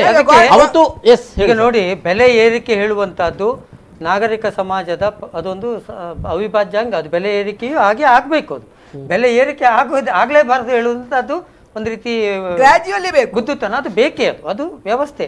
ಅಂದ್ರೆ ಆ ಪರಂಪರೆ ಮೇಲೆ ಬಂದು ಅಭಿವೃದ್ಧಿಯ ಲಕ್ಷಣ. ಅದು ಎಲ್ಲವೂ ಅಭಿವೃದ್ಧಿ ಆಗ್ಬೇಕು, ಎಲ್ಲವೂ ಅಭಿವೃದ್ಧಿ. ಸಂಬಳವೂ ಒಂದಷ್ಟು ಅವರ ಅವರಿಗೆ. ನನ್ನ ಪ್ರಶ್ನೆ ಏನು ಅಂತ ಕೇಳಿದ್ರೆ, Congress is rejected for what reason? Because of this including MG Hegde ಬಿಟ್ಟು ಬಂದದ್ದು. ನಾನು ಜನಾರ್ದನ ಪೂಜಾರಿ ಹತ್ರ ಜಗಳ ಮಾಡಿದ್ದೇನೆ, ಅವರ ವಾದವನ್ನು ನಾನು ಒಪ್ಪಲಿಲ್ಲ, ಈಗಲೂ ಒಪ್ಪುವುದಿಲ್ಲ. ಅರ್ಥ ಆಯ್ತಾ? ಈ ವಿಷಯದಲ್ಲಿ ಅವರನ್ನು ರಿಜೆಕ್ಟ್ ಮಾಡಿ ಇವರನ್ನು ಅಕ್ಸೆಪ್ಟ್ ಮಾಡಿದ್ದು ಯಾಕೆ? ಒಂದು ಸಾರಿ ಚೇಂಜ್ ಆಗಲಿ, ಇವರು ಒಂದು ವ್ಯವಸ್ಥೆ ಮಾಡಲಿ ಅಂತಲ್ವಾ? ಈಗ ಇವರು ಪುನಃ ಅವರು ಹೇಳಿದ ಕಾರಣಗಳನ್ನೇ ಬೇರೆ ರೀತಿಯಲ್ಲಿ ಹೇಳಲಿಕ್ಕೆ ಶುರು ಮಾಡಿದರೆ ನಾವು ಒಂದು ತೀರ್ಮಾನಕ್ಕೆ ಬರ್ತೇವೆ, ಈಕ್ವಲ್ ತಕ್ಕಡಿ, ನೋ ಸ್ಪೆಷಾಲಿಟಿ, ವ್ಯತ್ಯಾಸ ಇಲ್ಲ ಅಂತ. ಇಲ್ಲ, ವ್ಯತ್ಯಾಸ ಉಂಟು. ವ್ಯತ್ಯಾಸ ತೋರಿಸ್ತೇನೆ. ಏನು ವ್ಯತ್ಯಾಸ ಇಲ್ಲ? 2004ರಲ್ಲಿ ನೀವು ಇದನ್ನು ಕ್ರಾಸ್ ಚೆಕ್ ಮಾಡ್ಕೊಳ್ಬಹುದು, ಬ್ರೇಕಲ್ಲಿ ಕ್ರಾಸ್ ಚೆಕ್ ಮಾಡ್ಕೊಳ್ಳಿ. 2004ರಲ್ಲಿ ವಾಜಪೇಯಿ ಸರ್ಕಾರವು ಬಿದ್ದೋದಾಗ ಆಗ ಇದ್ದದ್ದು ಪೆಟ್ರೋಲ್ನ ಬೆಲೆ 54 ರೂಪಾಯಿ. 2018ರಲ್ಲಿ ಇವರು ನರೇಂದ್ರ ಮೋದಿಯವರಿಗೆ 2014ರಲ್ಲಿ ಇವರು ನರೇಂದ್ರ ಮೋದಿಯವರಿಗೆ ಭಾರತವನ್ನು ಲೂಟಿ ಮಾಡಿ ಬಿಟ್ಟು ಕೊಟ್ಟಾಗ ಆಗ ಇದ್ದ ಪೆಟ್ರೋಲ್ನ ಬೆಲೆ 82 ರೂಪಾಯಿ ನವೆಂಬರ್ ಅಲ್ಲಿ. ನಂತರ 78ಕ್ಕೆ ಬಂದಿತ್ತು, 4 ರೂಪಾಯಿ ಕಡಿಮೆ ಬಂದಿತ್ತು. ನಾನು ಗೂಗಲ್ ಮಾಡಿದ್ದೇನೆ, 82.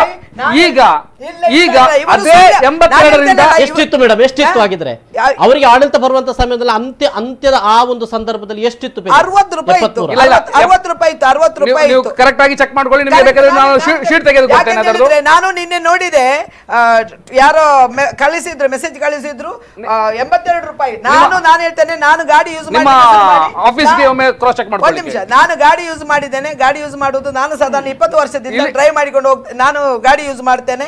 ನಾನು ಒಮ್ಮೆ ಯಾವತ್ತೂ 80 ರೂಪಾಯಿ 83 ರೂಪಾಯಿ ಪೆಟ್ರೋಲ್ ಹಾಕ್ಲಿಲ್ಲ. ಇದೇ ಫಸ್ಟ್ ಟೈಮ್ ನಾನು 82 ರೂಪಾಯಿ ಹಾಕಿದ್ದು. ನವೆಂಬರ್ 17, 2013ರಲ್ಲಿ 83 ರೂಪಾಯಿ. ಅದರ ಬಿಲ್ ಸಮೇತ ಉಂಟು. ಈಗ ಇದರಲ್ಲಿ ಪರ್ಚೇಸ್ ಮಾಡಿದವರದ್ದು ಬಿಲ್ ಸಮೇತ ಇಲ್ಲಿ ಪ್ರೊಡ್ಯೂಸ್ ಮಾಡ್ತೇವೆ. ಸರ್, ಎಲ್ಲಿ ಇದು? ಮಂಗಳೂರಿನಲ್ಲಿಯಾ ಅಥವಾ ಭಾರತದಲ್ಲಿ? ನಾವು ಭಾರತದ ವಿಷಯ ಮಾತಾಡ್ತಾ ಇದ್ದೇವೆ. ಅದನ್ನು ಪರ್ಚೇಸ್ ಮಾಡಿದವರ ಬಿಲ್ ಕೂಡ ಅವರು ಇದನ್ನು ಪ್ರೊಡ್ಯೂಸ್ ಮಾಡಿದ್ದಾರೆ. ರಾಜ್ಯ ಸರ್ಕಾರ ಈಗ ಆ 82 ರೂಪಾಯಿಂದ 83 ರೂಪಾಯಿಗೆ ಉಂಟು. ನಮಗೆ ಇವರು ಹೇಳಿದಾಗೆ, MG ಹೆಗ್ಡೆ ಅವರು ಹೇಳಿದ್ದಾಗೆ ನಮಗೆ ಮತ ಕೊಟ್ಟದನ್ನು ಕಡಿಮೆ ಮಾಡ್ಲಿಕ್ಕೆ, ಈ ಎಲ್ಲ ಸರ್ಕಮ್ಸ್ಟೆನ್ಸ್ ಅದನ್ನು ಕಡಿಮೆ ಮಾಡ್ಲಿಕ್ಕೆ ಆಗಿಲ್ಲ. ಆದ್ರೂ ಅದನ್ನು ಕ್ರಾಸ್ ಮಾಡಿ ನಾವು ಹೋಗಿಲ್ಲ. ಇನ್ನು ಮುಂದಿನ ನೆಕ್ಸ್ಟ್ ಮಂತ್ ಅಲ್ಲಿ ನಡೆಯುವಂತ GST ಕೌನ್ಸಿಲ್ ಅಲ್ಲಿ 100ಕ್ಕೆ 100 ಈ ಬಾಕಿ ಏನು ಈ ಕಮ್ಯುನಿಸ್ಟ್ ಮುಖ್ಯಮಂತ್ರಿಗಳು ಅಥವಾ 36 ಸೀಟ್ ಗೆದ್ದು ಬಂದಂತ ಕುಮಾರಸ್ವಾಮಿ ಅಂತ ಮುಖ್ಯಮಂತ್ರಿಗಳು ಇದನ್ನು ವಿರೋಧಿಸಿದ್ರು ಕೂಡ ನರೇಂದ್ರ ಮೋದಿ ಅವರು ಒಂದು ದಿಟ್ಟ ಹೆಜ್ಜೆ ತೆಗೆದುಕೊಂಡು ಅಂದ್ರೆ ಏನಂದ್ರೆ ಒಂದು ವೇಳೆ ಅವರು ಆ ಮುಖ್ಯಮಂತ್ರಿಗಳನ್ನು ವಿರೋಧ ಮಾಡ್ತಿದ್ರೆ ಇವರು ಹೇಳ್ತಿದ್ರು ಸರ್ವಾಡಳಿತ ಅಂತ, ಸರ್ವಾಧಿಕಾರ ಅಂತ, ಎಮರ್ಜೆನ್ಸಿ ಅಂತ ಹೇಳ್ತಿದ್ರು. ಫೆಡರಲ್ ಸಿಸ್ಟಮ್ ಅಲ್ಲಿ ನಾವು ಮುಖ್ಯಮಂತ್ರಿಗಳ ಮಾತಿಗೆ ಬೆಲೆ ಕೊಡುವುದು ಎಷ್ಟು ಅಗತ್ಯವೋ ಸರ್ ಇಲ್ಲಿ ಈಗ ಅವರು ಕೇಳ್ತಾ ಇರುವಂತ ಕೆಲವೊಂದು ಅಂಕಿ ಅಂಶಗಳು ಅಂದ್ರೆ ಬಹಳ ಮುಖ್ಯವಾಗಿ 83 ರೂಪಾಯಿ ಇದನ್ನ ಬಹಳ ಪ್ರಮುಖವಾಗಿ ಬಿಜೆಪಿ ಇಟ್ಟಿದೆ. ಕಾಂಗ್ರೆಸ್ ಆಡಳಿತಾವಧಿಯಲ್ಲಿ 83 ರೂಪಾಯಿ ಆಗಿದೆ ಅಂತ ಅನ್ನುವಂಥದ್ದು. ಬಹುಶಃ ಇದಕ್ಕೆ ಏನ್ ಹೇಳ್ತೀರಿ? ನೋಡಿ, ಒಂದು ಸಾರಿ ಮಾತ್ರ ಯಾವಾಗಲೂ ಒಂದು ದಿವಸಕ್ಕೆ 80 ರೂಪಾಯಿ ಹತ್ತತ್ರ ಬಂದದ್ದು ಬಿಟ್ರೆ ಅದು ಫ್ಲಕ್ಚುಯೇಷನ್ ಆಗ್ತಾ ಇತ್ತು ಅಷ್ಟು ಬಿಟ್ರೆ ಮತ್ತೆ ಆಚೆ ಈಚೆ ಎಲ್ಲವೂ ತುಂಬಾ ಮ್ಯಾನೇಜೇ ಮಾಡಿಕೊಂಡು ಬಂದ್ದಾರೆ.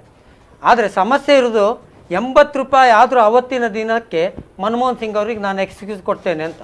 ಯಾಕೆ ಹೇಳಿ, 140 ರೂಪಾಯಿ ಬ್ಯಾರಲ್ಗೆ ಆಗುವಾಗ 80 ರೂಪಾಯಿ ಯಾವ ಲೆಕ್ಕ? ನೀವು 70 ರೂಪಾಯಿ ಬ್ಯಾರಲ್ಗೆ ಇರುವಾಗ 82 ರೂಪಾಯಿ ಸಹಿಸಿಕೊಳ್ಳಿ ಅಂತ ಹೇಳ್ತೀವಿ. ಮನಮೋಹನ್ ಸಿಂಗ್ ಟೈಮಲ್ಲಿ ವಾಜಪೇಯಿ ಅವರು ಬಿಟ್ಟು ಹೋದಾಗ ಎಕ್ಸ್ಚೇಂಜ್ ರೇಟ್ ಎಷ್ಟಿತ್ತು? ಈಗ ಇವರು ಮನಮೋಹನ್ ಸಿಂಗ್ ಅವರು ಅವರ ಪ್ರಧಾನಮಂತ್ರಿ ಅವರಲ್ಲ, ಸೋನಿಯಾ ಗಾಂಧಿ ಅಂತ ಪ್ರಧಾನಮಂತ್ರಿ ಅವರು ಬಿಟ್ಟು ಹೋದಾಗ ಎಷ್ಟಿತ್ತು? ಸೂಪರ್ ಪಿಎಂ ಆದಾಗ ಬಿಟ್ಟು ಹೋದಂತ ನೋಡಿ, ವಿಷಯ ಅದಲ್ಲ. ಯಾವ ಡೇಟಿಗೆ ಆಚೆ ಈಚೆ ಆಗಿದೆಲ್ಲ ಆಯ್ತಲ್ಲ. ಈಗ ಪ್ರಶ್ನೆ ಅದು ಅಲ್ವೇ ಅಲ್ಲ. ಪ್ರಶ್ನೆ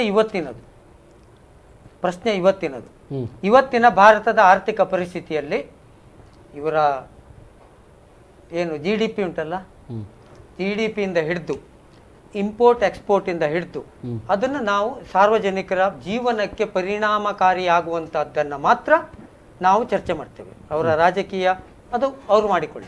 ನಮಗೆ ನಾವು ಹೇಳುವಂಥದ್ದು, ಹೊಸ ಸರ್ಕಾರ ಬಂದ ಮೇಲೆ ಜನರ ನಿರೀಕ್ಷೆಗೆ ನೀವು ಹೋಗ್ತಾ ಇಲ್ಲ, ಎಚ್ಚರಗೊಳ್ಳಿ.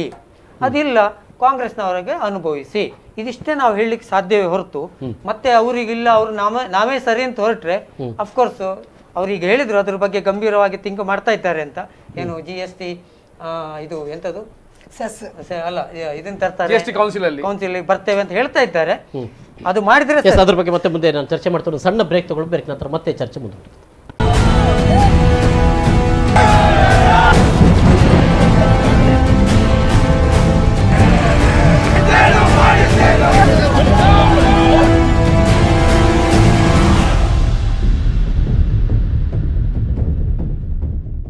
ಮತ್ತೊಮ್ಮೆ ಸ್ವಾಗತ ವೀಕ್ಷಕರೇ. ಮಹೇಶ್ ಅವರೇ, ಅಂದರೆ ಈಗಾಗಲೇ ಸರ್ ಹೇಳಿದ್ರೆ ಜನಸಾಮಾನ್ಯನ ಒಂದು ಅಭಿಪ್ರಾಯದಲ್ಲಿ ನಾವು ನೋಡೋಣ, ಚುನಾವಣೆ ಕೇಳುವ ಸಂದರ್ಭದಲ್ಲಿ ಅಚ್ಚೇ ದಿನನ್ನು ನಾನು ತರ್ತೇನೆ ಅಂತ ನರೇಂದ್ರ ಮೋದಿ ಅವರು ಹೇಳಿರುವಂಥದ್ದು.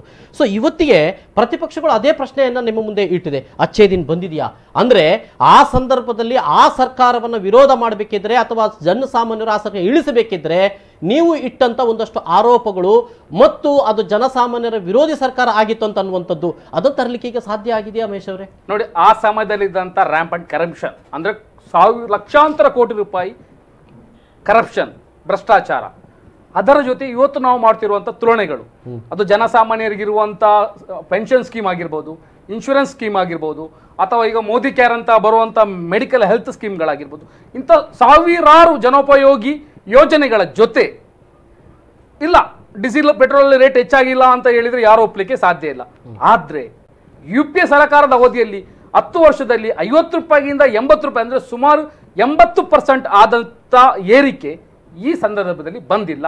ನೀವು ನೋಡಿಕೊಳ್ಳಿ, ಕ್ರೂಡ್ ಆಯಿಲ್ ಅಲ್ಲಿ 2017ರಿಂದ 18 ತನಕ 78% ಅಂದ್ರೆ ಅದೇ ಆಡಳಿತವನ್ನ ನರೇಂದ್ರ ಮೋದಿ ಸರ್ಕಾರ ಕೊಟ್ಟಿದೆ ಅಂತ ಹೇಳ್ತಾ ಇದ್ದೀರಿ. ಏರಿಕೆ ಮಾಡಿ ಕಾಂಗ್ರೆಸ್ಗಿಂತ ಎಂತ ವ್ಯತ್ಯಾಸವಾದಂತ ಏರಿಕೆ ಆಗಿಲ್ಲ. ಕಾಂಗ್ರೆಸ್ನ ರೇಟ್ಗಿಂತ 1 ಪೈಸೆ ಕೂಡ ಇವತ್ತಿನ ತನಕ ಏರಿಕೆ ಆಗಿಲ್ಲ. ಯಾವುದು ಅದು ಪೆಟ್ರೋಲ್ ರೇಟ್ ಅಲ್ಲಿ ಇರಲಿ, ಡೀಸೆಲ್ ರೇಟ್ ಅಲ್ಲಿ ಇರಲಿ.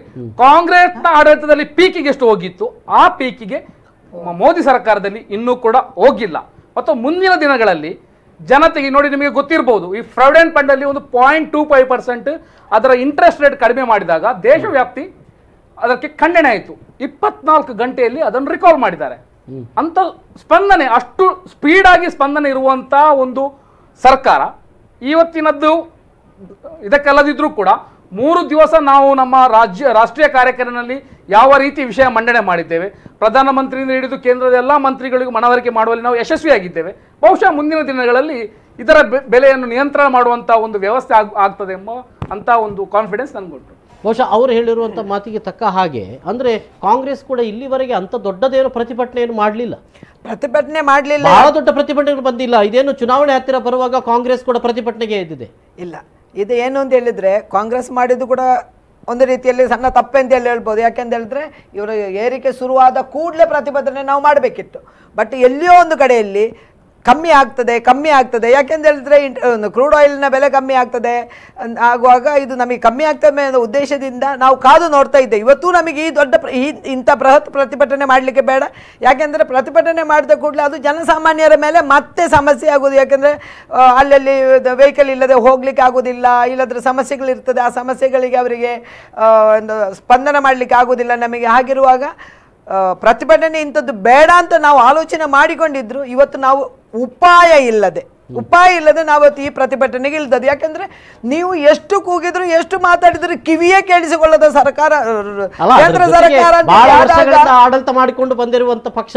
ಹಾಗಾಗಿ ಹೋರಾಟ ಮಾಡುವುದಾದ್ರೂ ಹೇಗೆ ಅನ್ನೋದು ಆ ನಾಲೆಜಿನ ಕೊರತೆ ಏನೋ ಗೊತ್ತಿಲ್ಲ ನನಗೆ. ನಾಲೆಜಿನ ಕೊರತೆ ಏನಿರ್ಲಿಲ್ಲ. ಬಟ್ ನೋಡಿ, ನಮ್ಮ ಯೂಶುವಲ್ ಪಾಲಿಸಿ ಏನಂದ್ರೆ ಒಳ್ಳೇದು ಮಾಡ್ಲಿ ಒಳ್ಳೆ ಮಾಡಿದ್ಲಿ ಅಂತ ಹೇಳಿ ನಾವು ಅವರಿಗೆ ಸಪೋರ್ಟ್ ಕೊಡುವಂಥದ್ದು. ಯಾವಾಗಲೂ ಈಗ ಬಿಜೆಪಿ ಅವರಿಗೆ ಗೊತ್ತಿರುವುದು ಅಂತ ಗೊತ್ತುಂಟಾ, ವಿರೋಧ ಮಾಡಲಿಕ್ಕೆ ಮಾತ್ರ. ಆಗ ಪೆಟ್ರೋಲಿಗೆ 50 ಪೈಸೆ ಏರಿದ ಕೂಡಲೇ ಇಲ್ಲಿ ತಮ್ಮಟೆ ಹಿಡ್ಕೊಂಡು ಮತ್ತೆ ಗ್ಯಾಸ್ ಸೀಮೆಎಣ್ಣೆ ಸಿಲಿಂಡರ್ ಹಿಡ್ಕೊಂಡು ಗಾಡಿ ದೂಡಿಕೊಂಡು ಸೈಕಲ್ ದೂಡಿಕೊಂಡು ಇವರದ್ದು ಸರ್ಕಸ್ ಏನಿತ್ತು ಗೊತ್ತುಂಟಾ?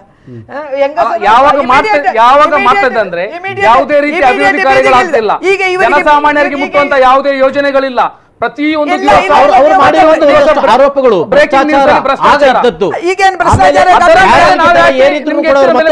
ನಿಮ್ಮ ಮುಂದೆ ಇಟ್ಟಿದ್ದಾರೆ.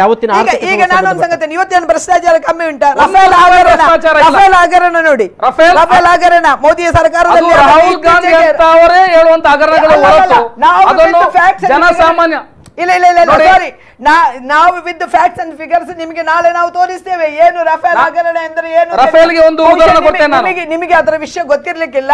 ರಫೇಲ್ ಹಗರಣ ಅಂತ ಹೇಳಿದ್ರೆ ಯಾವ ರೀತಿಯಲ್ಲಿ ಇವರು ಡೀಲ್ ಮಾಡಿಕೊಂಡು ಹೋಗಿದ್ದಾರೆ. ಇವರಿಗೆ ಬೇಕಾದವರಿಗೆ ಇವರ ಕಾಂಟ್ರಾಕ್ಟ್ ಅನ್ನು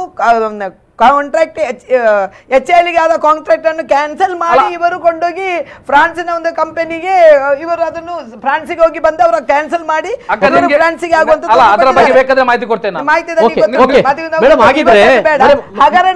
ಹೇಳುವಾಗ ನಿಮ್ಮಲ್ಲಿ ಬೇಕಾದಷ್ಟು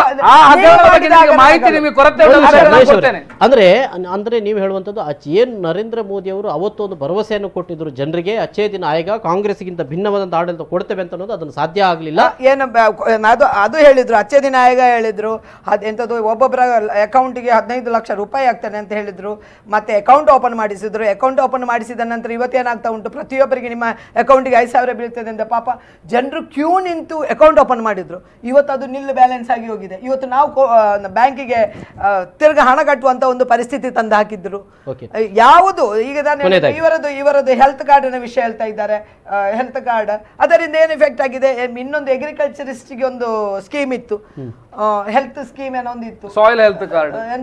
ಅದರಿಂದ ಯಾವ ಪ್ರಯೋಜನ ಇಲ್ಲ. ಅದರಿಂದ 20%, 23% ನಮ್ದು ಅಗ್ರಿಕಲ್ಚರ್ ಪ್ರೊಡಕ್ಷನ್ ಅಲ್ಲಿ ಹೆಚ್ಚಾಗಿದೆ. ಪ್ರೊಡಕ್ಷನ್ ನೀವು ನೋಡ್ಬೇಕು. ಅಗ್ರಿಕಲ್ಚರಿಸ್ಟ್ಗೆ ನೀವು ಬಿಲ್ಕುಲ್ ಏನು ಮಾಡಲಿಲ್ಲ. ಯಾವ ರೀತಿಯಲ್ಲಿ ಮಹೇಶ್ ಅವರೇ, ಓಕೆ, ಒಬ್ಬ ಜನಸಾಮಾನ್ಯರಲ್ಲಿ ನಾನು ನಿಂತಾಗ ನೋಡುವಾಗಲೂ ಕೂಡ ಇವತ್ತು ಬೆಲೆ ಏರಿಕೆ ಬರೇ ನಮ್ಮ ತಲೆ ಮೇಲಿದೆ. ಬಹುಶಃ ಅಂಥ ಪರಿಸ್ಥಿತಿಗಳು, ಬೆಲೆ ಏರಿಕೆಯಿಂದ ಹೊರಬರಲಾಗದಂಥ ಒಂದು ಪರಿಸ್ಥಿತಿಯಲ್ಲಿ ನಾವು ಇದ್ದೇವೆ ಅಂತ ಅನ್ನುವಂಥದ್ದು. ಆದರೆ ಇವೆಲ್ಲವನ್ನ ಸರಿ ಮಾಡಿಕೊಂಡು ಹೋಗ್ತದ ಮೋದಿ ಸರ್ಕಾರ ಮುಂದೆ? ಅಚ್ಚೇ ದಿನ ಖಂಡಿತ ಬರ್ತದ. ಅಚ್ಚೇ ದಿನ್ ಬಂದಿದೆ. ನಾವು ಭಾವಿಸಿದಷ್ಟು ಲೆವೆಲ್, ನಾವು ಅಪೇಕ್ಷೆ ಪಟ್ಟಷ್ಟು ಲೆವೆಲ್ಗೆ ಅಚ್ಚೇ ದಿನ್ ಬಂದಿಲ್ಲ. ಬುರೇ ದಿನ ಅಂತೂ ಬಂದೇ ಇಲ್ಲ. ಇವತ್ತು ಹೌದು 82 ರೂಪಾಯಿ 83 ರೂಪಾಯಿ ಭಾರತ ದೇಶದಲ್ಲಿ ಅದು ತುಂಬ ಹೆಚ್ಚೆ. ಅದರ ನಿಯಂತ್ರಣಕ್ಕೋಸ್ಕರ ನನಗೆ ಪೂರ್ತಿ ವಿಶ್ವಾಸ ಉಂಟು. ಇನ್ನೊಂದು 2 ತಿಂಗಳಲ್ಲಿ ನೀವೇ ನಮ್ಮನ್ನು ಕರೆದು ಕೂತ್ಕೊಳಿಸಬಹುದು. 1-2 ತಿಂಗಳಲ್ಲಿ ಇದರ ನಿಯಂತ್ರಣಕ್ಕೆ ಅದನ್ನು GSTಯಲ್ಲಿ ಈಗಿರುವ ಸ್ಲ್ಯಾಬಿಗಿಂತ ಸ್ವಲ್ಪ ಹೆಚ್ಚಾದರೂ ಮಾಡಿ GST ಒಳಗೆ ಅದನ್ನು ಸೇರಿಸಿ ಎಲ್ಲ ಮುಖ್ಯಮಂತ್ರಿಗಳನ್ನು ಅದಕ್ಕೆ ಸಮ್ಮತಿಸುವ ಹಾಗೆ ಮಾಡಿ 100ಕ್ಕೆ 100 ಮೋದಿ ಸರ್ಕಾರ ಅದರ ಬೆಲೆಯನ್ನು ನಿಯಂತ್ರಣ ಮಾಡ್ತದೆ ಎಂದು ನಾನು ಇಲ್ಲಿ. ಇದಕ್ಕೆ ಮೊದಲು ಇವರು ಇದನ್ನು ಮಾಡಿಕೊಂಡು ಹೋಗ್ತಾ ಇದ್ರೆ ನಮಗೆ ಬಂದ್ ಮಾಡಬೇಕಾದ GST ಕೌನ್ಸಿಲ್ ಅಲ್ಲಿ 8 ಮಂದಿ ಬೇರೆ ರಾಜ್ಯದ ಮುಖ್ಯಮಂತ್ರಿಗಳು, ಫೈನಾನ್ಸ್ ಮಿನಿಸ್ಟರ್ಗಳಿದ್ದಾರೆ, ಅವರು ಕೂಡ ಅಲ್ಲ ಸಂವಾದವನ್ನು ಮುಗಿಸಬೇಕಾಗಿದೆ. ಕೊನೆಯದಾಗಿ ಏನು ಹೇಳ್ತಾರೆ? ಇವತ್ತಿನ ಕೇಂದ್ರ ಸರ್ಕಾರದ ಮೇಲೆ ಗುರುತರ ಜವಾಬ್ದಾರಿ ಇದೆ. ಅವರೇ ಹೇಳಿದಾಗೆ ಅಚ್ಚೆ ದಿನ್ ಹೇಳುವಂಥ ಒಂದು ಕಾನ್ಸೆಪ್ಟ್ ಏನಿದೆ ಅದರ ಒಂದು ಭೂಮ್ ಕ್ರಿಯೇಟ್ ಆಯಿತು. ಭೂಮ್ ಕ್ರಿಯೇಟ್ ಆಗಿ ವಿಪರೀತವಾದಂಥ ಓಟುಗಳು ಬಂತು ಆ ಭೂಮಿಂದಾಗಿ. ಏನೋ ಒಂದು ವ್ಯತ್ಯಾಸ ಆಗ್ತದೆ ಅಂತ, ಅದನ್ನು ಎಕ್ಸ್ಪೆಕ್ಟಿಂಗ್ ದ ಇವ್ಯಾಲ್ಯೂಯೇಷನ್ ಅಥವಾ ರೆವಲ್ಯೂಷನ್ ಅಂತ, ಅಂದರೆ ಏನೋ ಒಂದು ಕ್ರಾಂತಿ ಆಗ್ತದೆ ಅಂತ. ಕಾಂಗ್ರೆಸ್ಗಿಂತ ಅತ್ಯಂತ ಬಿಜೆಪಿ ಸರ್ಕಾರ ಇದಕ್ಕೆ ಆ ನಿರೀಕ್ಷೆಗಳು ತುಂಬ ಉಂಟು. ಆ ನಿರೀಕ್ಷೆಗಳು ಹುಸಿಯಾಗುವಂಥ ಸಾಧ್ಯತೆಗಳು ಜಾಸ್ತಿ ಆದ ಹಾಗೆ ultimately losers will be the BJP, not A Congress. ಆಯ್ತಾ? ಹಾಗಂತೇಳಿ ಕಾಂಗ್ರೆಸ್ನವರು ತಪ್ಪು ಮಾಡಲಿಲ್ಲ ಅಂತ ವಾದ ಮಾಡ್ಲಿಕ್ಕೆ ಹೊರಟದ್ದಲ್ಲ. ಇವರು ಕೊಟ್ಟಂಥ ಒಂದು ಇಮೇಜ್ ಏನಿದೆ ಅದನ್ನು ಇವತ್ತಿನ ಪರಿಸ್ಥಿತಿಯಲ್ಲಿ ಆಸ್ ಆನ್ ಟುಡೇ ನಮಗೆ ನಿರಾಸೆ ಅಂತೂ ಖಂಡಿತ ಕಾಣ್ತದೆ. ಎಸ್ ಸರ್, ಧನ್ಯವಾದಗಳು ಮಹೇಶ್ ತುಪ್ಪೇಕಲ್ ಅವರಿಗೂ, MG ಹೆಗಡೆ ಅವರಿಗೂ ಮತ್ತು ಮರಿಯಮ್ಮ ಥಾಮಸ್ ಅವರಿಗೂ. ವೀಕ್ಷಕರು, ಇದು ಇವತ್ತಿನ ವಿಶೇಷ ಸಂವಾದ. ನಿರಂತರ ಸುದ್ದಿ ಮನೋರಂಜನೆ ಮುಂದುವರೆದಿದೆ. ನೋಡ್ತಾ ಇರಿ V4 ನ್ಯೂಸ್. ನಮಸ್ಕಾರ.